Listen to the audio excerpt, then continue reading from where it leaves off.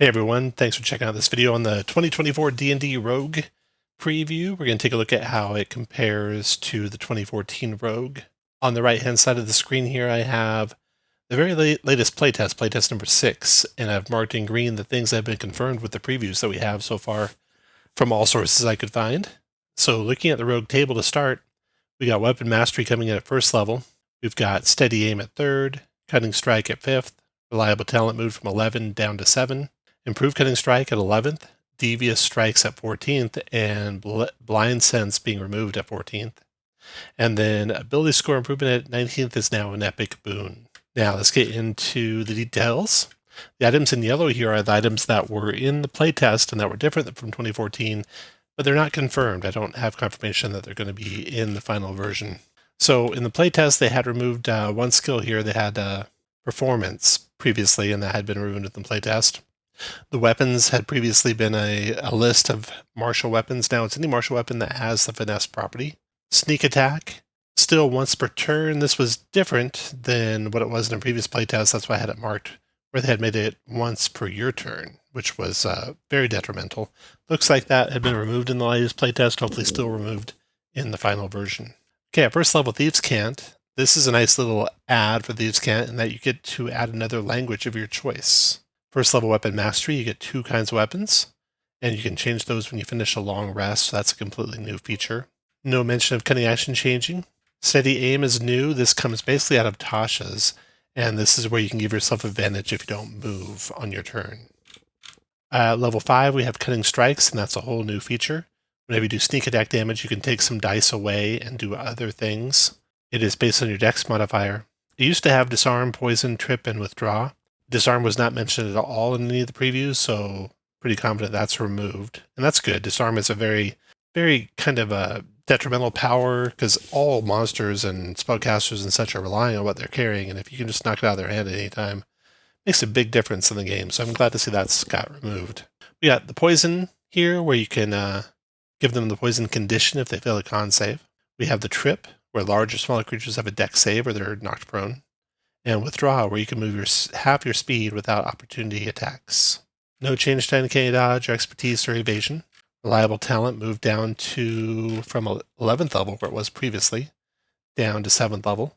Improved Cunning Strike is where you can do 2 different Cunning Strike effects when you deal sneak attack damage. Then 14th level Devious Strikes, you get to do Daze, Knockout, and Obscure. It looks like the dazed condition may be gone because they changed this wording from the dazed condition to the target can only do a move or an action or a bonus if they fail their con save on their next turn. Knockout looks to be the same, and Obscure looks to be the same. Slippery Mind, they added Charisma saving throws in the playtest, and that looks to still be in there. And the level 19 we know is an Epic Boon now. Level 20, this used to be an attack, and if you fail, you can turn a miss into a hit. If you fail an ability check, you can roll a 20. Now it is any attack, save, or check. You can turn the roll into 20, and therefore it's a critical hit. It didn't used to be that on 2014. So that's a nice addition. And that's the base rogue class in 2024. Now the subclasses that they have, we have Arcane Trickster. They didn't go into a lot of detail here, but from what we can tell, you're going to be able to, whenever you get a rogue level, replace one of your cantrips. Then they did remove all restrictions on the prepared spells. So they do not have to be from enchantment and illusion. So all restrictions are removed there. Choose additional spells from the arcane list as you gain a level. They didn't go into the details if anything changed. They did, in the playtest, go from spells known to spells prepared, but that just lets you change them every time you go up a level, basically. There was some change in how many you get. So you can see here, at 7th level, you used to get 6. I used to get 5, now you get 6. They didn't confirm if that's retained. 3rd level, they did not confirm any of the changes at 3rd and 9th. They did confirm the Versatile Trickster, but Disarm is not mentioned, so it's probably gone. But you're able to trip with your Cunning Strike. You can also trip a target within 5 feet of the Spectral Hand at the same time. Spell Thief is still there, but they didn't go into the details on that. The next subclass is the Assassin, and of course with Surprise changing, there should be some sort of significant change here in the Assassin. We are already starting to see that in the playtest. I think they were already anticipating Surprise was going to change. One change at 3rd level, in addition to gain proficiencies with your Disguise kit and your Poisoner's kit, you get those kits for free. Let's come down here to Assassin. There we go. You get those kits for free also when you get 3rd level. Then your Assassinate power does not rely on you having Surprise anymore. You get advantage on initiative, and if your sneak attack hits any target during that round, the target makes extra damage of the weapon's type equal to your rogue level. So also during the first round of combat, you have advantage on attack rolls against any creature that hasn't taken a turn yet. So those are some nice additions for the Assassin. 9th level, it looks like this change. They got rid of this special thing about your Disguise kit. They keep the unerringly mimic another person's speech, and they add in a roving aim. That's where your speed's not reduced to 0 by steady aim. You still have to not move before you do your steady aim, and then speed not reduced by 0, reduces 0 after. Let's take a look at that steady aim again real quick in the base rogue class. So here we go. It's a bonus action. You give yourself advantage on your next attack roll on the current turn. So that would seem to indicate that you're able to boom do it and then move, because it doesn't say you have to take the attack right away there. So you do look like you can basically attack on the move with the Assassin. 13th level, Envenom Weapons.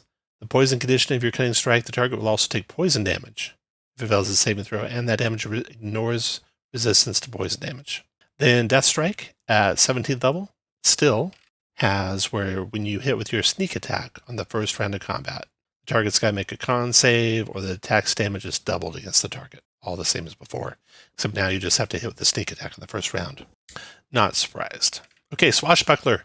So a lot of disconsternation with Swashbuckler being removed. I hope that'll be a quick class to be added back. It wouldn't be hard to just take this latest playtest and use its features. Maybe this disarm will come into the Swashbuckler. I still say disarm should always stay away as a feature. But yeah, so Swashbuckler's not in it. So the next one we have is, actually, I'm going to look back here, the Soul Knife. So the Soul Knife, that was in, I believe, Tasha's, and it's coming over basically the same. They didn't go over any details except for some good changes they made to the Psychic Blades. They have a range of more than 60 feet, so 60 feet and a long range of 120. They get the Vex property. That's the property that lets you have advantage on your next attack roll. And they can be used for opportunity attacks. Not reaction attacks, opportunity attacks is what I've heard. So that is the Soul Knife. That's really the only intel we have on the Soul Knife. Otherwise, it's, as far as we know, the same as it was in Tasha's. Okay, then the last subclass for Rogue, the Thief subclass. They have the use an object now can work on magic actions. That was always, it was clarified, and I think sage advice that it did not before, but it's a nice change to have it so it can. Climbing gives a climb speed. That's nice clarification. You can use your dex or strength for your jump distance. 9th level, you have Supreme Sneak, which is a very powerful power. For 1d6 less sneak attack, you don't end your invisible condition if you end the turn behind 3/4 cover or total cover. Use magic device. You can attune up to 4 magic items. Go over to the Thief over here. So 13th level, attune up to 4 magic items. Use a magic item property that expends charges. You might not expend the charges. Now, they didn't go into the details of these, if they're exactly the same as they were written before, but they do still have them, as far as we know. And then scrolls, you can use a spell scroll, even if it's not on your class list. And that is the last of the Thief subclasses. So that's the Thief class. Is it strong enough? Is it going to keep up with the Fighter that's really increased? Is it going to keep up with the Barbarian that really increased? The Paladin's been throttled back a little bit. It'll be fun to see how it actually keeps up. And thanks for checking out this video. I will see you for the next one.